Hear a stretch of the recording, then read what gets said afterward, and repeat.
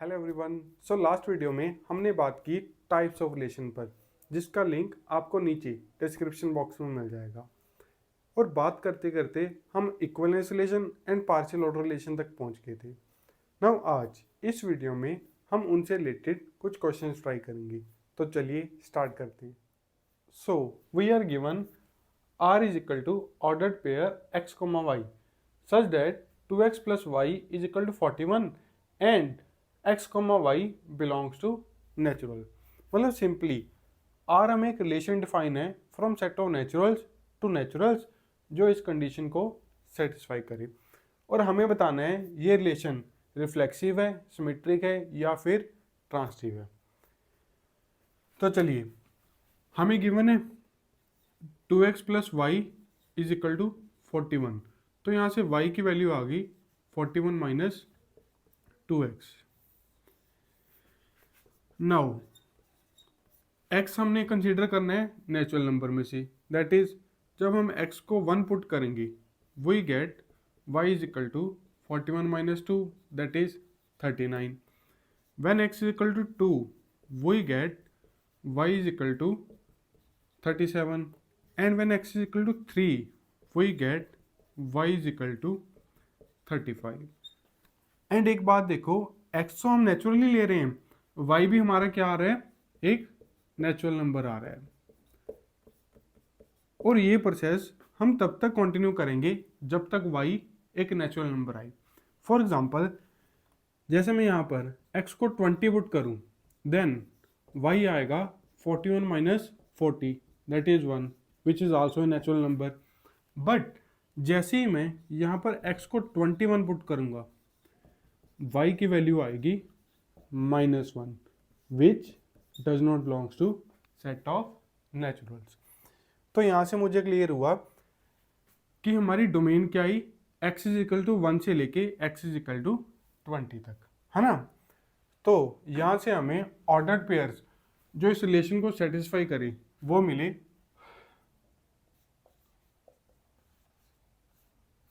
1,39, 2,37, 3,35 and so on. यहाँ एक value ऊपर भी लिख लो। When x is equal to 19 we get y is equal to 3। Next pair is 19,3 and the final is 20,1। तो ये गिवन थी हमारे पास सेट बिल्डर फॉर्म, इसे हमने कन्वर्ट कर दिया रोस्टर फॉर्म में। अब हम इजीली बता सकते हैं ये रिलेशन रिफ्लेक्सिव है, सिमेट्रिक है या फिर ट्रांसिटिव है। सबसे पहले अगर रिफ्लेक्सिव की बात करें तो वो कहता अगर कोई एलिमेंट a हम इस सेट में से पिक करें उसके लिए a, इस रिलेशन R में प्रेजेंट होना चाहिए। नाउ सी, अगर मैं इस सेट में से 1 पिक करूं तो क्या उसके लिए 1,1 यहाँ पर प्रेजेंट है? नहीं present. It means it is not reflexive. Disprove करने के लिए हमें सिर्फ एक एग्जांपल ही बहुत होती है। जैसे आप ये भी कह सकते हो कि 2 इस सेट में बिलोंग कर रहा है बट 2,2 इस सेट में बिलोंग नहीं कर रहा, वहां से भी कह सकते हैं रिफ्लेक्सिव नहीं है। एक एग्जांपल बता दो, बहुत है। नेक्स्ट, सिमेट्रिक की बात करें। सिमेट्रिक कहता अगर a, b रिलेशन R में प्रेजेंट है तो उसका उल्टा b, a वो भी प्रेजेंट होना चाहिए। नाउ सी, यहाँ पर 1,39 प्रेजेंट है बट इसका उल्टा 39,1 वो प्रेजेंट नहीं है, तो ये रिलेशन सिमेट्रिक भी नहीं हुआ। नेक्स्ट, अगर ट्रांसिटिव की बात करें, ये कहता if a, b belongs to R and b, c वो belongs to R then a, c ये भी R में प्रेजेंट होना चाहिए। नाउ सी, यहाँ पर 20,1 इस सेट R में प्रेजेंट है और सेकेंड ऑर्डर पेयर जो इस 1 से स्टार्ट हो, दिस 1,39 वो भी R में प्रेजेंट है, बट क्या 20,39 वो R में प्रेजेंट है? नहीं प्रेजेंट। तो यहाँ से हम कह देंगे R is not transitive. Easy. Next, हमें गिवन है for a/b, c/d belongs to set of rationals, define a/b related to c/d if and only if AD is equal to BC। और हमें शो करना है this relation R is an equivalence relation. तो सबसे पहला काम, हर question की नब्ज पकड़ो। देखो ये रिलेशन डिफाइन कैसे है। ए अपॉन बी रिलेट करेगा सी अपॉन डी से।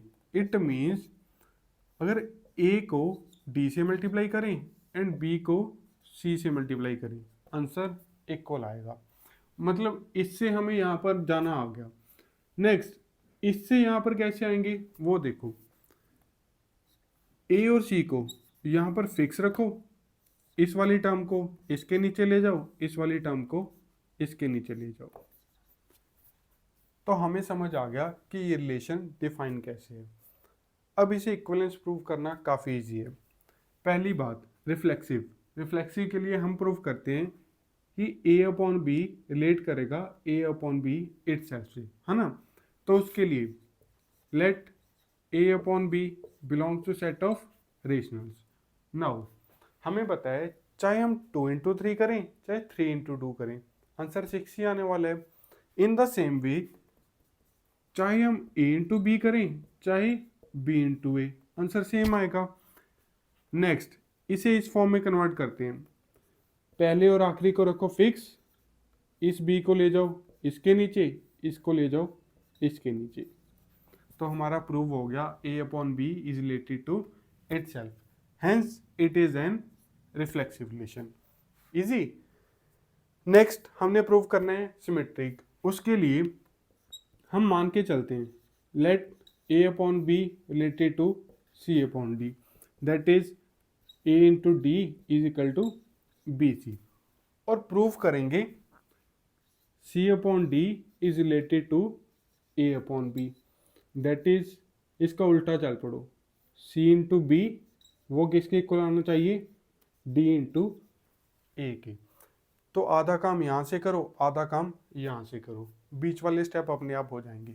देखो मुझे क्लियरली दिख रहा है यहाँ पर बी सी है और यहाँ पर सी बी, तो सबसे पहले बी सी को हम सी बी लिख सकते हैं।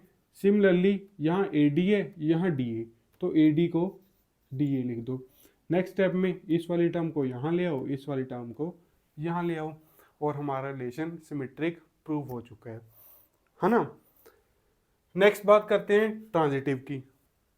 इसके लिए हम मान के चलेंगे let A upon B related to C upon D and C upon D related to E upon F, और प्रूव करेंगे A upon B is related to E upon F, है ना।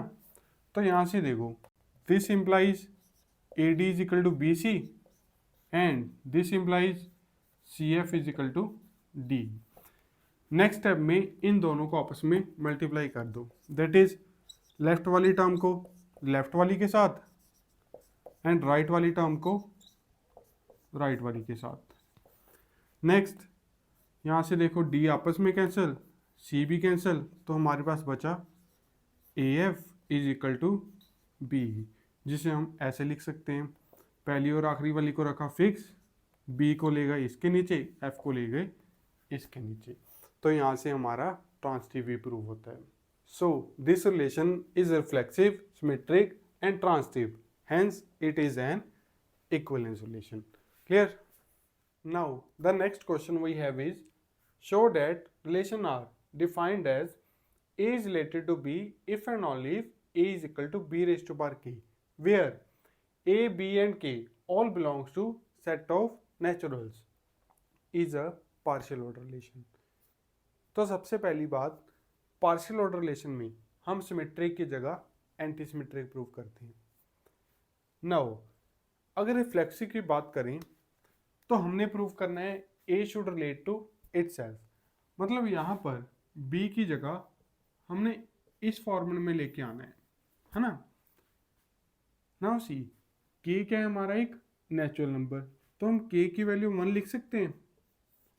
Now for K is equal to 1 we can see A is equal to A raise to power 1, जो बिल्कुल ठीक है, A अपने आप के इक्वल तो होता ही है, मतलब यहाँ पर हमने A को इस फॉर्मेट में कन्वर्ट कर दिया, this implies A is related to itself, hence it is an reflexive relation. Second, anti symmetric की बात करते हैं। तो यहाँ हम मान के चलते हैं A is related to B and B is related to A, और प्रूफ करेंगे A इक्वल आना चाहिए B के। Now see, A is related to B means A is equal to B raise to power K, B related to A means B is equal to A raise to power K।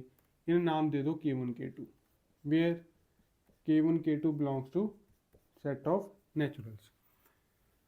B की value उठाकर यहाँ पर put कर दो, A is equal to A raise to power K2 into K1, which implies A is equal to A raise to power K2 into K1। दोनों side power compare करेंगे तो K2 into K1 की value आई 1। K1 K2 दोनों ही क्या है, natural number. दो natural numbers का product 1 कब आता है, जब वो दोनों आप खुद किसके इक्वल हो, 1 के इक्वल, है ना। नेक्स्ट स्टेप में क्या करो, K1 K2 की वैल्यू उठाकर यहाँ पर पुट कर दो, that is A is equal to B raise to power K1, this implies A is equal to B raise to power 1, hence हमारा A किसके इक्वल आ गया, B के equal, hence this relation is an antisymmetric relation.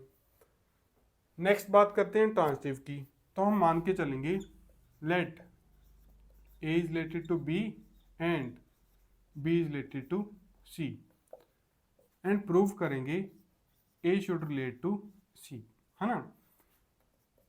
A related to B implies A is equal to B raise to power K1, B related to C implies B is equal to C raise to power K2, where K1, K2 belongs to naturals. Now B की value यहाँ put कर दो, A is equal to C raise to power K2 into K1, तो हमारा A आ गया C raise to power K2 into K1। Now see, K1 K2 दोनों क्या हैं, नेचुरल नंबर्स, तो इन दोनों का प्रोडक्ट वो भी क्या आएगा, नेचुरल ही तो आएगा।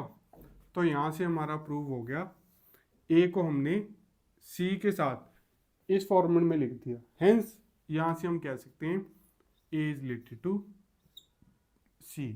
So this relation is transitive also. Now because this relation is reflexive, antisymmetric and transitive, hence it is an partial order relation. Relation chapter की पूरी प्लेलिस्ट का लिंक आपको नीचे डिस्क्रिप्शन बॉक्स में मिल जाएगा। तो चलिए मिलते हैं हमारी नेक्स्ट वीडियो में। Thanks for watching.